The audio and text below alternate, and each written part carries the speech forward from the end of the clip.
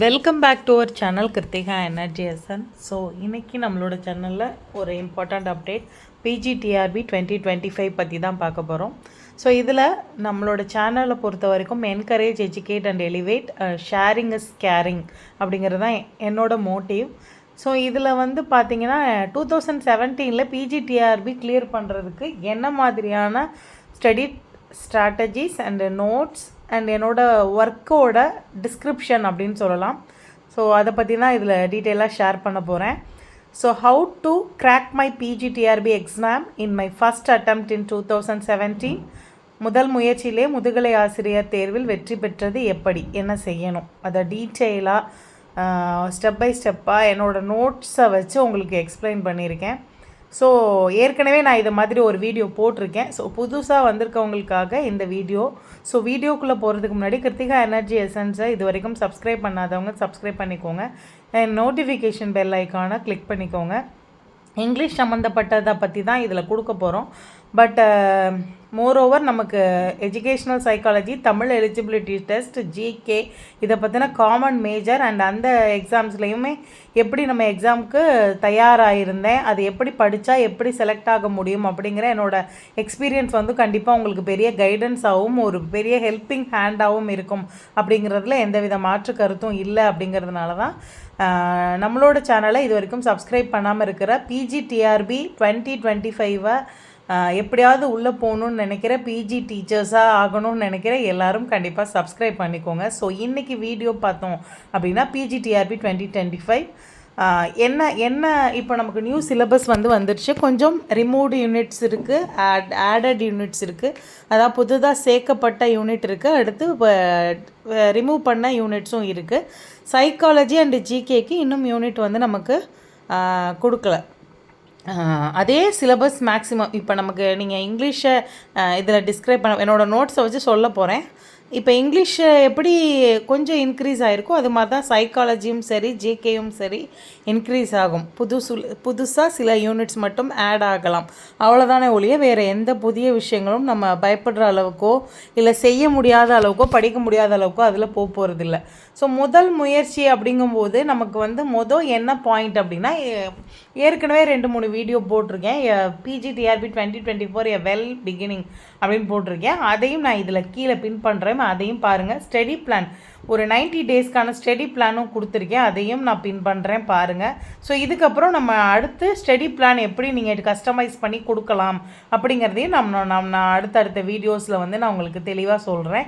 So இந்த வீடியோவில் என்னோட எஸ்பெஷலி ஃபார் இங்கிலீஷ் ஆஸ்பிரண்ட்ஸ்க்கு ரொம்ப ஹெல்ப்ஃபுல்லாக இருக்கும்.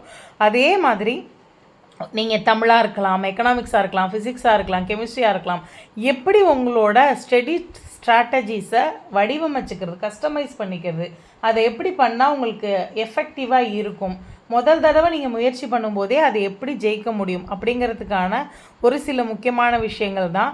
ஸோ ஏற்கனவே நான் அதில் சொல்லியிருக்கிறது என்ன அப்படின்னு பார்த்தீங்கன்னா 3 முக்கியமான விஷயங்கள் நான் சிலது சொல்லியிருப்பேன். First of all understanding the syllabus என்ன, எந்தெந்த சிலபஸை என்ன பாயிண்ட் ஆஃப் வியூவில் நமக்கு கொடுத்துருக்காங்க. So understanding and analysing of syllabus. So for example நமக்கு சாசர்லேருந்து ஹிஸ்ட்ரி சில விஷயங்கள் பார்த்தீங்க அப்படின்னா ஹிஸ்ட்ரி பாயிண்ட் ஆஃப் வியூவில் இங்கிலீஷ் லிட்ரேச்சராக இருக்கவங்க இதெல்லாம் தெரிஞ்சுக்கணும், ஹிஸ்ட்ரி பாயிண்ட் ஆஃப் வியூவில் கொடுத்துருப்பாங்க. சில இது நம்ம அந்த போமாக இருக்கட்டும், எஸ்ஸேஸாக இருக்கட்டும், அதுக்கப்புறம் பார்த்தீங்கன்னா நாவலாக இருக்கட்டும், இதோட அந்த ஃபிகர்ஸ் ஆஃப் ஸ்பீச், அந்த அழகு அதை நம்ம உணர்ந்துக்கணும்னு சில யூனிட்ஸ் இருக்குது. அதுக்கடுத்து பார்த்திங்கன்னா அப்ளிகேஷன்ஸ் சம்மந்தப்பட்ட சில யூனிட்ஸ் இருக்குது.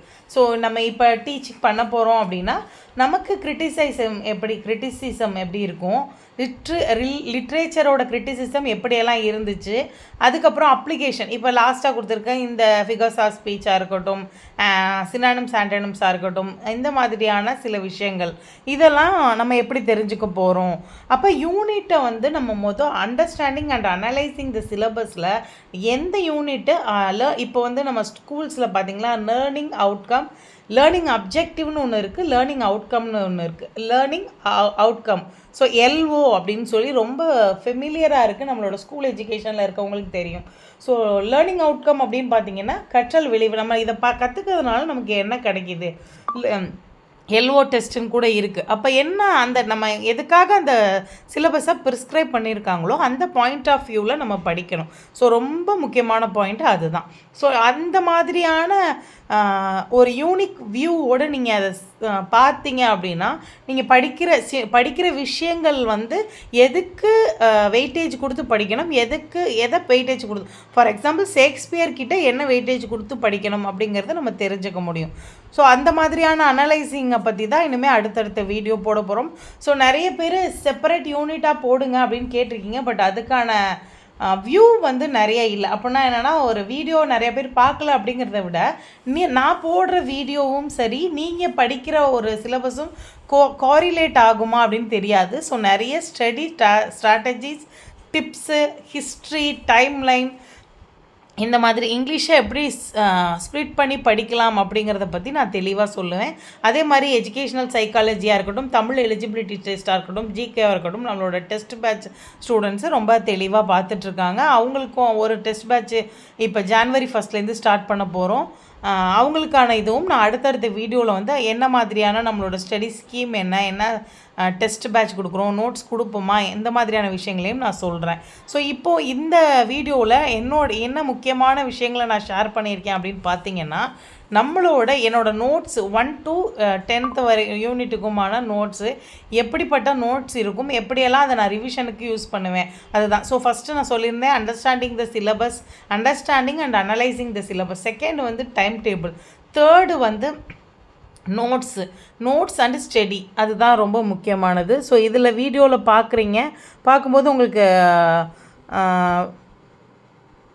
இப்போ வந்து இது ஆக்சுவலாக கொஞ்சம் இதாகுது, தெரியல. ஓகே, நான் அடுத்தடுத்த இதில் சொல்கிறேன். இப்போ யூனிட் 1லேருந்து 10 வரைக்குமான இதுதான் இந்த ஃபோட்டோவில் இருக்கிற இது என்னன்னு பார்த்தீங்கன்னா, ஒரு 10 யூனிட்டுக்கான நோட்ஸை வந்து நான் ஃபோட்டோ எடுத்திருந்தேன். அதுதான் 10 யூனிட்ஸுக்கான வீடியோ வந்து அப்படியே ஃபோட்டோவில் கொடுத்துருக்கேன். இப்போ இதை வந்து நம்ம என்ன யூஸ் பண்ணுறோம் அப்படின்னா, ஒரு யூனிட்டுக்கும் தனித்தனி நோட்ஸ் தனித்தனியாக நோட்ஸ் எடுத்திருப்பேன். அதை வந்து பார்த்திங்க அப்படின்னா அந்த ஃபஸ்ட்டு யூனிட்டு இது மாதிரி இருக்கிறத வந்து நம்ம இப்போ இதை வீடியோவாக காட்டுறேன். ஸோ அதுதான் அந்த ஃபோட்டோ வந்து கரெக்டாக க்ராப் ஆகி வரல. ஸோ இதுதான் ஒவ்வொரு யூனிட்டுக்குமான நோட்ஸ். இது எல்லாமே ஹேண்ட் ரிட்டன் நோட்ஸு. ஒன்றும் நான் படித்ததுக்கப்புறம் அதுலேருந்து எடுக்கப்பட்ட நோட்ஸு.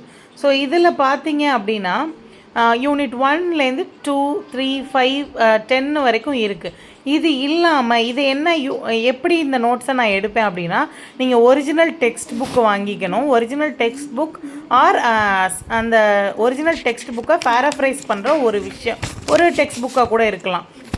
ஸோ போன வீடியோவில் நான் சொல்லியிருப்பேன், வாசன் அந்த மாதிரி சில இது, நரேன்ஸ் அந்த மாதிரி சில இது இருக்கும். அதுலேருந்து நான் படித்ததை அப்படியே நோட்டாக எழுதியிருப்பேன். இது பார்த்தீங்கன்னா சாசரோட புக் ஆஃப் டச்சஸ்.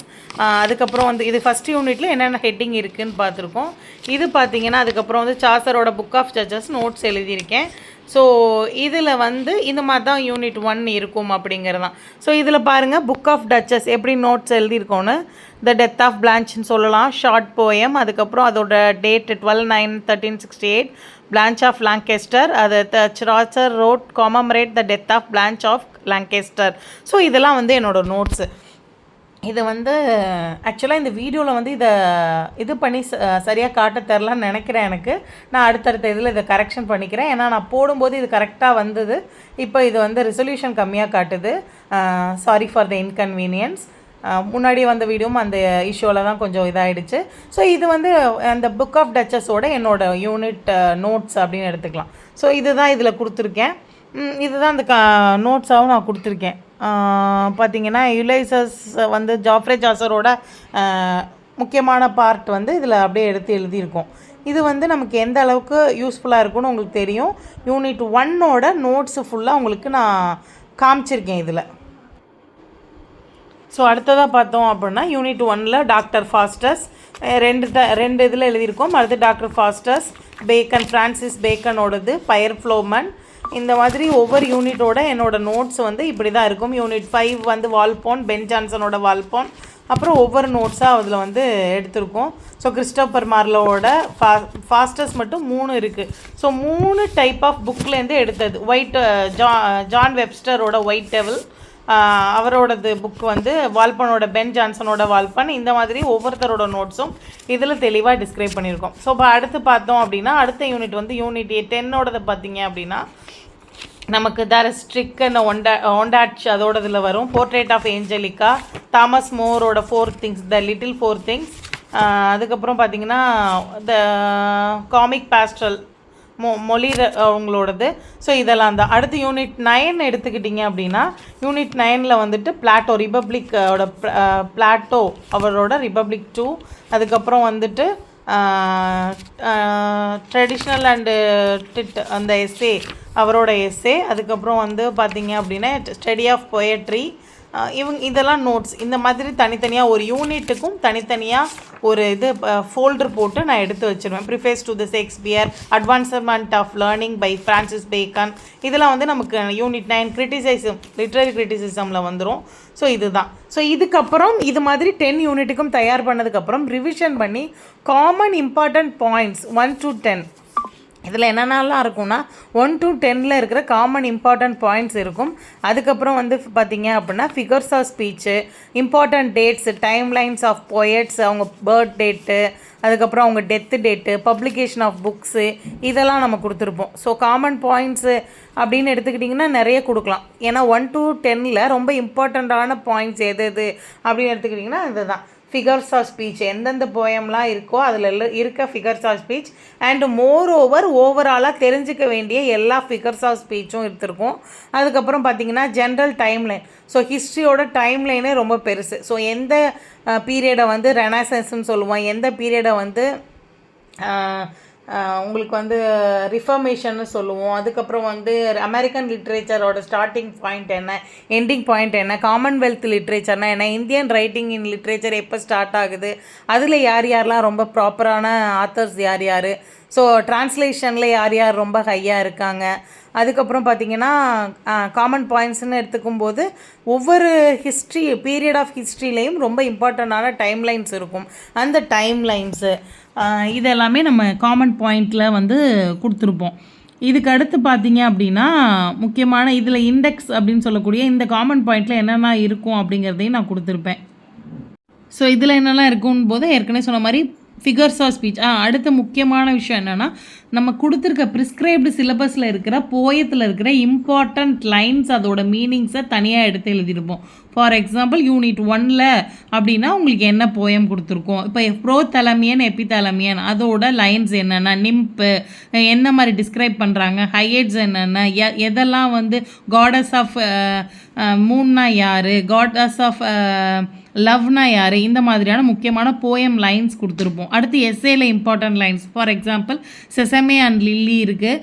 அதுக்கப்புறம் பார்த்தீங்க அப்படின்னா வந்து ஃப்ரான்சிஸ் பேக்கனோட truth of friendship of love, இதோட கோட்ஸ் எல்லாத்தையும் தனியாக எழுதுறது. அடுத்து டைம்லைன் எடுத்துகிட்டா ஏற்கனவே சொன்ன மாதிரி ஒரு 6/13/01 ஸ்டார்ட் பண்ணி இப்போ வரைக்கும் உள்ள டைம்லைன் வந்து நமக்கு தெளிவாக தெரியணும். அது எல்லாமே கொடுத்துருப்போம். அடுத்து பப்ளிஷிங் இயர்ஸ் அப்படின்னு பார்த்தீங்கன்னா நமக்கு மெயினாக சொல்கிறப்படுற விஷயம் என்னென்னா நமக்கு கொடுத்துருக்கிற ப்ரிஸ்கிரைப்டு சிலபஸ், அதோட ஆத்தர். ஃபார் எக்ஸாம்பிள் நீங்கள் ஹேம்லெட் அப்படின்னு எடுத்துக்கிட்டிங்கன்னா ஷேக்ஸ்பியர்னா ஹேம்லெட் பப்ளிஷ் பண்ண year, Shakespeare birth and death date ரொம்ப ஃபஸ்ட்டு ப்ரிஃபரன்ஸ் ஆஃப் டைம்லைன் இருக்கணும்.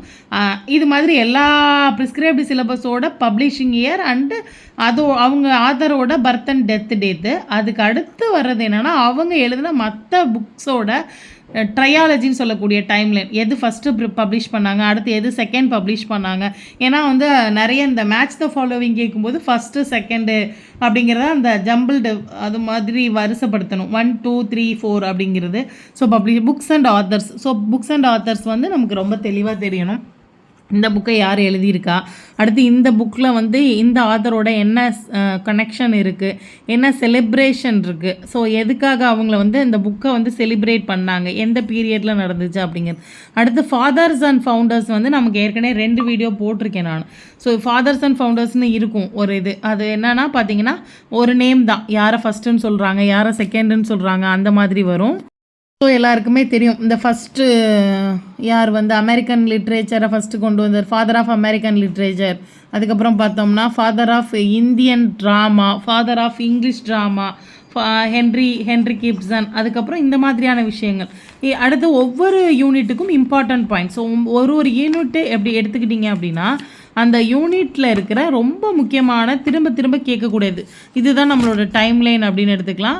அடுத்து ஜென்ரல் மெட்டீரியல் அப்படின்னு நீங்கள் எடுத்துக்கிட்டிங்கன்னா time line, history of English லிட்ரேச்சருங்கிற டைம் லைன். அடுத்து நான் சொல்ல இருந்தபடி யூனிட் 1 to 5 இருக்கிற போயம்ஸை ஒரு ஃபோல்டராகவும், அடுத்து யூனிட் 5 to 10 ஒரு ஃபோல்டராகவும், எஸ்ஏஸும் இந்த மாதிரி தான் ஒரு ஃபோல்டராக நான் போட்டிருப்பேன். ஸோ இதுதான் நம்மளோட நோட்ஸை ஆர்கனைஸ் பண்ணி வச்சுக்கிறதும் அதே நேரத்தில் படிக்கக்கூடிய மெத்தடும் ஓரளவுக்கு நான் ஷேர் பண்ணியிருக்கேன். என்னோடய சப்ஸ்கிரைபர்ஸ் அண்ட் வியூவர்ஸ் நிறைய கேட்டுக்கிட்டதுனால இதை வந்து நான் ஷேர் பண்ணுறேன். இதுக்கு அடுத்தடுத்த வீடியோ என்ன மாதிரியான இது இருக்குன்னு ஸ்டடி பிளான் கொடுக்கறது, அதுக்கப்புறம் டெஸ்ட் பேட்ச் ஸ்டார்ட் பண்ணுறதுக்கான மாடல் கொஸ்டின்ஸும் நிறைய பேர் கேட்டுகிட்டே இருக்கீங்க. ஸோ இதுக்கு முன்னாடி நடந்த டெஸ்ட் பேட்சில் இருக்கிற மாடல் கொஸ்டின்ஸையும் நான் நம்மளோட சேனலில் வந்து நான் ஷேர் பண்ணுறேன். ஸோ இந்த வீடியோ உங்களுக்கு ஹெல்ப்ஃபுல்லாக இருந்திருக்கும்னு நினைக்கிறேன். ஹெல்ப்ஃபுல்லாக இருந்தால் லைக் பண்ணுங்கள், ஷேர் பண்ணுங்கள். அவங்களோட டவுட்ஸ் ஏதாவது இருந்தால் கமெண்ட் பண்ணுங்கள். உங்களோட ஃப்ரெண்ட்ஸ் யாராவது பிஜிடிஆர்பிக்கு படிச்சுட்டு இருந்தால் அவங்களுக்கு இந்த வீடியோவை சஜஸ்ட் பண்ணி பார்க்க சொல்லுங்கள். ஸோ பிஜிடிஆர்பி 2025க்கு படிச்சுட்டு இருக்க எல்லாருக்குமே நம்மளோட சேனல் ஒரு ஹெல்ப்பிங் ஹேண்டாக இருக்குங்கிறதுல மாற்று கருத்தில். தேங்க்யூ.